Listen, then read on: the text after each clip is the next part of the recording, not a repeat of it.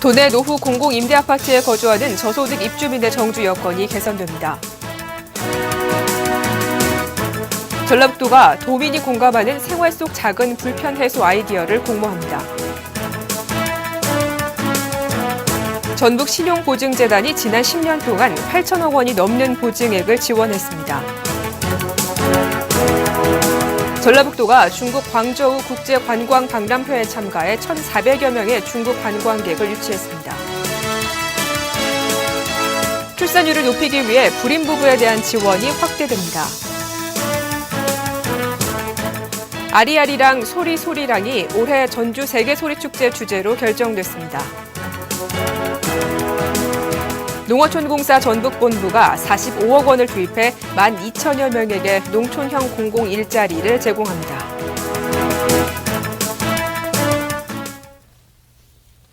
도민 여러분 안녕하십니까? 전북도정 주간뉴스입니다. 도내 노후 공공임대아파트 22만 가구에 대한 시설 개선 사업이 본격 추진됩니다.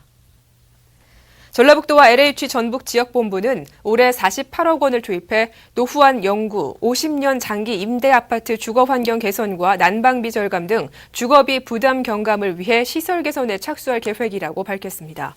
특히 입주민의 만족도가 높은 승강기 설치와 발코니 셰시 설치, 난방 시스템 등 에너지 효율 개선 항목이 우선 시행됩니다. 전라북도가 도민이 공감하는 생활 속 작은 불편 해소 아이디어를 주제로 올해 상반기 도민 테마 제안을 공모합니다. 공모 분야는 경제와 복지, 교육, 문화 등 전 분야로 도민 생활 속에 있는 시설과 인프라, 제도 등에 보다 편리하고 쉽게 접근 활용할 수 있는 아이디어 등입니다. 공모 기간은 다음 달 말까지며 도민을 비롯해 국민 누구나 참여할 수 있습니다. 전북신용보증재단이 지난 10년 동안 8천억 원이 넘는 보증액을 지원했습니다. 전북신용보증재단은 지난 2002년 설립 이후 지난 10년 동안 대출이 어려운 도내 4만여 업체에 8,006억 원의 자금을 지원했다고 밝히고 내년에는 보증액이 1조 원을 넘어설 것으로 전망했습니다. 전북신보는 전라북도 시책 사업의 일환인 골목상권과 희망창업 특례 보증 등 담보력이 부족한 소기업과 소상공인에게 은행 대출을 보증하고 있습니다.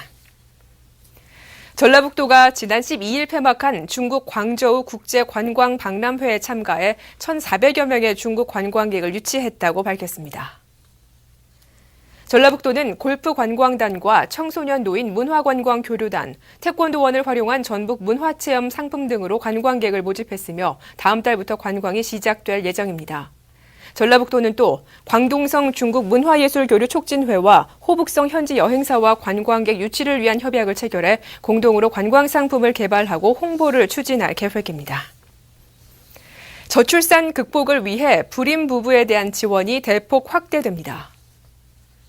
전라북도는 올해 2,093명의 난임 가정을 대상으로 체외 수정 시술비 180만 원씩 총 4회, 인공 수정 시술비는 50만 원씩 최대 3회까지 지원할 계획이라고 밝혔습니다. 지원 대상은 전국 가구 월 평균 소득 150% 이하 가구로 여성 나이 만 44세 이하면 난임 시술이 필요하다는 진단서를 가지고 보건소에 신청하면 됩니다. 아리아리랑 소리소리랑이 올해 전주 세계소리축제 주제로 결정됐습니다. 전주 세계소리축제 조직위원회는 아리랑이 지난해 유네스코 인류 무형문화유산으로 등재된 것을 기념하고 아리랑에 경쾌하면서도 구성진 후렴구에 소리축제의 핵심 콘텐츠인 소리를 접목해 이같이 결정했다고 밝혔습니다. 한편 올해 전주 세계소리축제는 오는 10월 2일부터 닷새 동안 한국소리문화의 전당과 한옥마을 일대에서 펼쳐집니다. 농어촌공사 전북본부가 45억 원을 투입해 12,000여 명에게 농촌형 공공 일자리를 제공합니다. 전북본부는 먼저 영농철 급수기인 다음 달부터 9월까지 900여 명의 지역 농업인을 채용할 계획이며 농업인들은 수리시설을 점검 정비하고 안전사고 예방 등의 업무를 맡게 됩니다. 또 이달부터 오는 12월까지 11,000여 명의 농어촌 지역 주민들에게 농수로 퇴적토 준설과 잡목 제거, 저수지 환경 개선 등 농업용수의 안정적 지원을 위한 일자리를 제공할 예정입니다. 이상으로 전북도정 주간 뉴스를 모두 마치겠습니다. 고맙습니다.